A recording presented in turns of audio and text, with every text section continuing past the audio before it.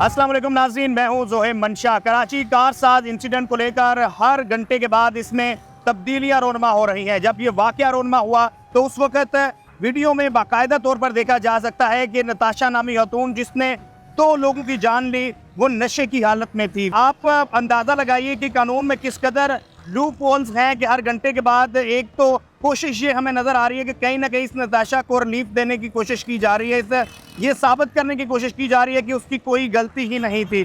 लेकिन इस वाक़े में स्टार्ट से लेकर अब तक क्या क्या कौन कौन से मराहल आए हैं और वो खातून क्या वाकई जहनी मरीज़ है या वो नशे की हालत में थी, और इस वाक़े को लेकर जिस चीज़ ने ये साबित किया कि वो खातून ना सिर्फ उसने ये एक्सीडेंट किया बल्कि उसने पहले एक्सीडेंट किया, उसके बाद 2 लोगों की जान ली और जान लेकर भागने की कोशिश की। और अगर भला हो उन लोगों का, अगर वो लोग वहाँ पर मौजूद ना होते जिन्होंने उस लड़की को पकड़ा और उसकी वीडियोस बनाई, उसके बाद मीडिया अगर इसमें इन्वॉल्व ना होता, पब्लिक इस तरह आवाज़ ना उठाती, तो शायद माजी की तरह ये खातून वहाँ से लोगों को मार कर निकल जाती। और भी इसमें बहुत सारी चीज़ें हैं। हमारे साथ senior crime journalist Kasim Mushtaq मौजूद हैं। पहले ये बताइएगा कि जो वाक़या रोनमा हुआ, अमूमन V8 एक बड़ी हैवी गाड़ी है, जब वो किसी से टकराती है या उसका एक्सीडेंट होता है तो वो फ़ौरन इतनी उसकी बुरी हालत नहीं हो जाती।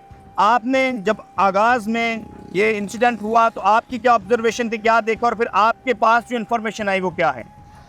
देखिए ज़ोहेब, बहुत शुक्रिया सबसे पहले तो आपने इस टॉपिक को मज़ीद हाईलाइट किया, क्योंकि बहुत सारे लोग तो शायद इस टॉपिक को बहुत ज़्यादा हाईलाइट भी नहीं करना चाहते।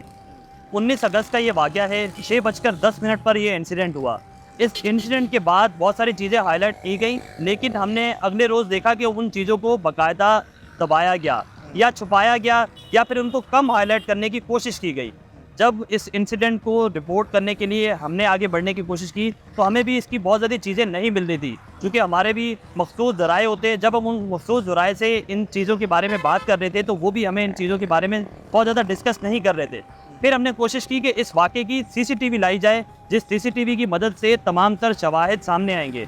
जब CCTV सामने आई तो उसके बाद बहुत सारी चीज़ें क्लियर हुई, चूँकि जो वो CCTV है वो खुद मुँह बोलता सबूत है। उसमें बाकायदा तौर पर ये देखा जा सकता है कि जो मोटरसाइकिल पे सवार एक बाप और उसकी बेटी थी, वो एक ही डायरेक्शन में चल रहे थे, उसी डायरेक्शन में ये गाड़ी चल रही थी। तो सबसे पहला झूठ जो बोला गया कि भाई अगर ये गाड़ी चल रही थी या ये मोटरसाइकिल चल रही थी तो ये रॉन्ग डायरेक्शन से आ रही थी, तो ये चीज़ साबित हो गई CCTV से कि वो रॉन्ग डायरेक्शन से नहीं आ रही थी। फिर उसके बाद हमने देखा कि ये 30 से 35 सेकंड के अंदर ये वाक़या पेश आया। जब आपने या मैं उस स्पॉट को विजिट करते हैं तो हम देख रहे हैं कि ये सर्विस रोड का एक वाक़या है।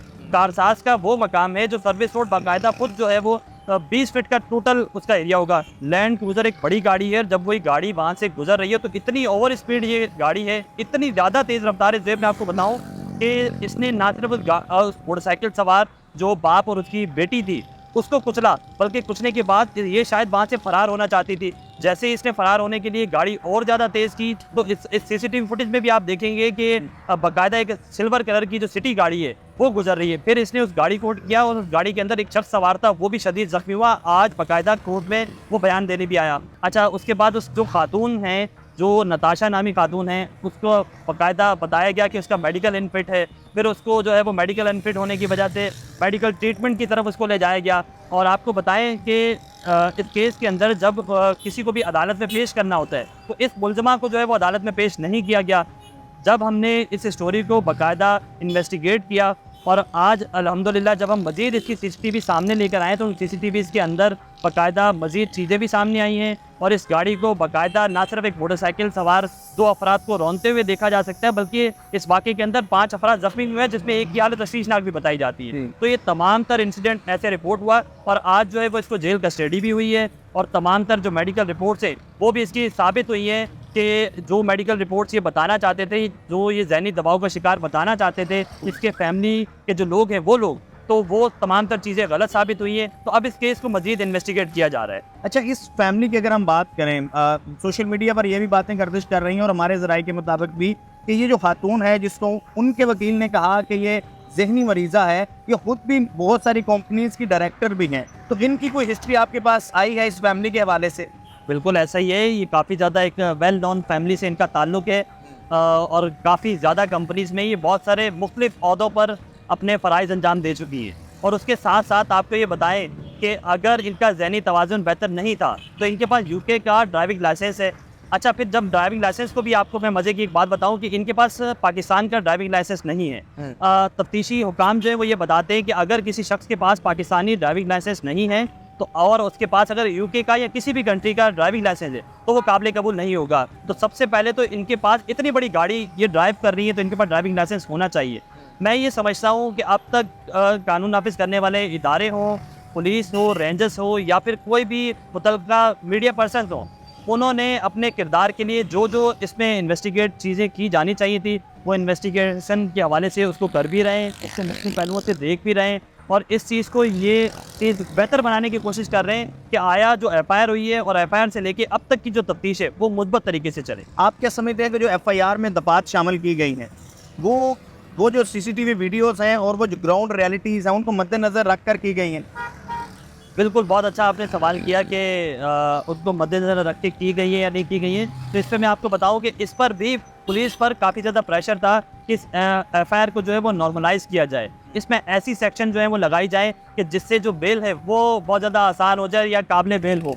तो उसमें इस तरह की कंडीशन रखी गई। एक तो इसमें दियत की दफ़ा जो है वो शामिल की गई है और साथ साथ इसमें जो है वो कत्ल बिल सबब की दिफा जो है वो शामिल की गई है। कुछ वकला या कुछ हमारी जो फोर्सेस हैं वो ये कहती हैं कि इसमें कत्ल की दिफा शामिल की जानी चाहिए थी, क्योंकि कत्ल बिल सबब वो होता है कि आपने किसी को अनइंटेंशनली हिट किया या अनइंटेंशनली किसी को मारना चाहा। तो उनकी जानिब से ये कहा जा रहा है कि अगर कत्ल की दिफा शामिल इसमें की जाती डायरेक्टली तो शायद ये केस और ज़्यादा स्ट्रॉन्ग होता। लेकिन हम अब तक इस तरह के केसेस जो इन्वेस्टिगेट करते आए हैं उसमें हमने ये देखा है कि ये सेक्शन जो इसमें लगाए गए हैं वो काफ़ी ज़्यादा बेहतर हैं। लेकिन चूँकि फैमिली जो मुतासरा फैमिली, चूँकि उन्हीं की मुद्दत में ये FIR हुई है, तो मुतासरा जो फैमिली है वो जो है काफ़ी ज़्यादा कमज़ोर हमें नज़र आती है। चूँकि पुअर फैमिली है तो उनको सपोर्ट करने की हमें ज़रूरत है कि वो फैमिली इस तरह की मुकदमात में स्टैंड करे। आपको बताएं कि माजी में जो इस तरह के केसेस हुए उनमें जो फैमिलीज़ होती हैं वो फिर इस तरह के केसेस को जो है वो स्टैंड नहीं करती हैं, वो कुछ हद तक पीछे हटती हुई हमें नज़र आती हैं।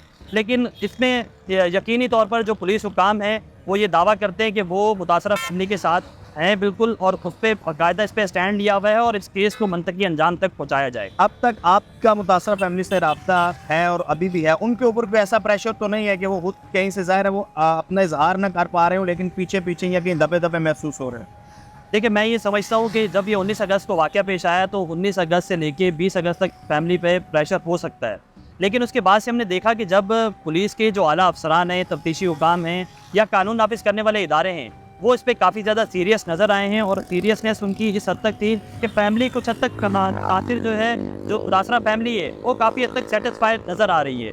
लेकिन इसको देखना ये है कि वो किस हद तक इस तरह के केसेस में 15 दिन तक मीडिया ट्रायल होता है, सोशल मीडिया का ट्रायल होता है, 20 दिन तक होता है, उसके बाद इस तरह के केसेस जो हैं वो डाउन होते जाते हैं और जब डाउन होते हैं तो फैमिलीज़ आपस में नेगोशिएट करती हैं और मामला हल हो जाते हैं। तो हम ये चाहते हैं कि इस मामले को बाकायदा एक मिसाल बनाई जाए और ऐसी मिसाल बनाई जाए कि आने वाले वक्तों में अगर कराची की किसी सड़क पर इस तरह का कोई इंसिडेंट होता है तो वो बाकायदा ना सिर्फ प्रॉपर रिपोर्ट किया जाए बल्कि उसको मंतकी अंजाम तक भी